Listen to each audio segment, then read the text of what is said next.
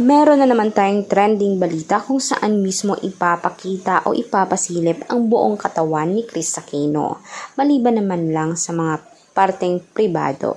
Gayon naman inaamin mismo ng doktor na inuuod na nga ang iilan sa parte ng katawan niya dahil na nga siguro sa pag-akyat o pagtaas ng kanyang diabetes sa katawan. Biglang nagsilabasan ng ilang sakit dahil nga mismo siguro sa pag-udyok ng kanyang naturang sakit talaga.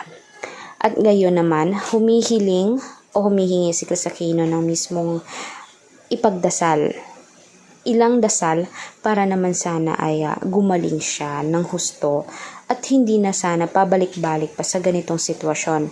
Ilang taon na siyang nakikibaka sa kanyang sakit na hindi alam kung ano talaga ang sanhi at kung paano talaga ito maipaglalabanan.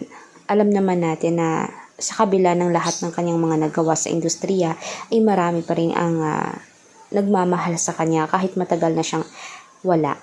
At alam naman natin na kahit papaano maraming mga showbiz partners niya at mga showbiz friends niya ang nalulungkot, nakikiramay sa mga pinagdadaanan niya sa buhay. Ngayon naman, maselan ang mga bagay na ito na ipapakita. Gayon pa man dahil nga sa sakit niya ay hindi rin niya matanggap kung bakit nagkaganito nga siya. Alam naman natin na hindi natukoy ang totoong dahilan dahil iba-iba talaga ang panuri ng mga doktor sa kanya. Kaya hiling lamang niya dasal at himala na lamang umano nagagaling siya.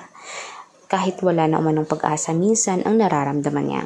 Kaya guys, for more public videos at mga naturang update sa showbiz at mga balitang trending, panatilihin natin nakasubscribe, i-click ang notification bell at i-share natin videos on public. Maraming salamat mga kanatasen. Hanggang sa muli.